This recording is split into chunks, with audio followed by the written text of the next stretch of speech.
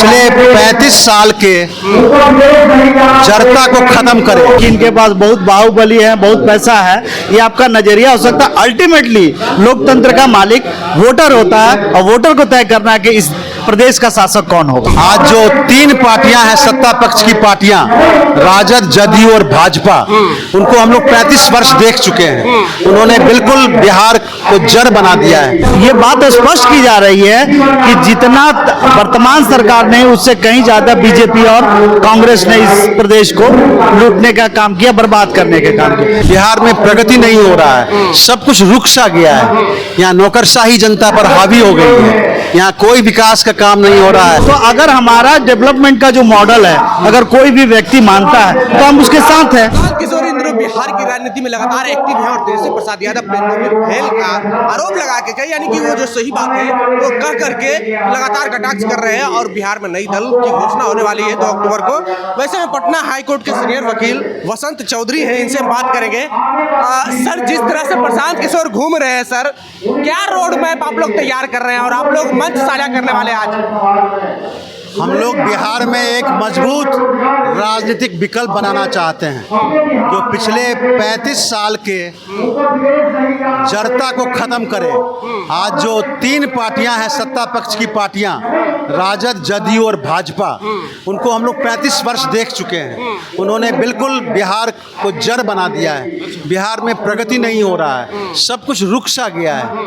यहाँ नौकरशाही जनता पर हावी हो गई है, यहाँ कोई विकास का काम नहीं हो रहा है। कुछ सड़कें और बिजली के अलावे और कोई सामाजिक विकास नहीं हो रहा है। मैं चाहूँगा कि आप विशेष जानकारी के लिए मेरे प्रवक्ता वीरेंद्र भास्कर जी से बात कर लेते हैं। वीरेंद्र भास्कर हैं, प्रवक्ता हैं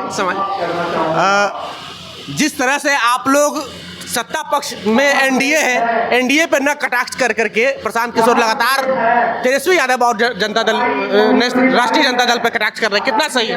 नहीं, मुझे लगता है ये आपका एक तरफा नजरिया है।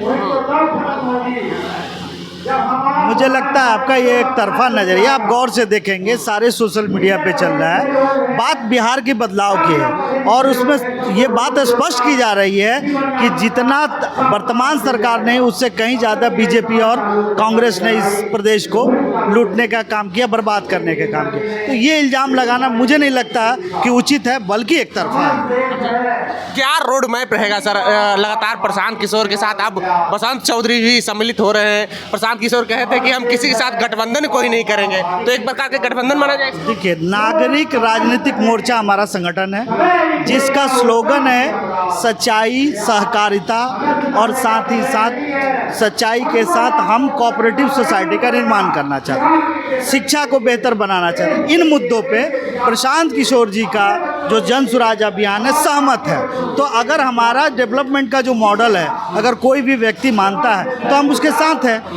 आप घोषणा करते हैं तो हमारा संगठन उनके साथ है और उनके इस राजनीतिक अभियान में हम उनका सहयोग करेंगे। बिहार में राजनीति करने के लिए आप लोग के पास स्पेस है? स्पेस क्या, पूरा लोकतंत्र में जो हमारा जो ढांचा है, तमाम बड़ी बड़ी पार्टियां बिहार में एक्टिव हैं। हाँ, निश्चित तौर पे ये बात आप कह सकते हैं कि आपने जो हवा बनाया है कि इनके पास बहुत बाहुबली है, बहुत पैसा है, ये आपका नज़रिया हो सकता है। अल्टीमेटली लोकतंत्र का मालिक वोटर होता है और वोटर को तय करना है कि इस प्रदेश का शासक कौन होगा। चलिए, तो अंतिम तौर पे वोटर ही तय करेगा कि प्रदेश का शासक कौन बनेगा। प्रशांत किशोर का लंबा कार्यक्रम होने वाला है और यहाँ पर देख लीजिए भीड़ भी आई हुई है प्रशांत किशोर के लिए सुनने के लिए।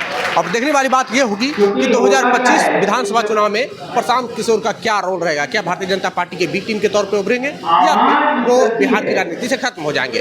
बहुत बहुत धन्यवाद।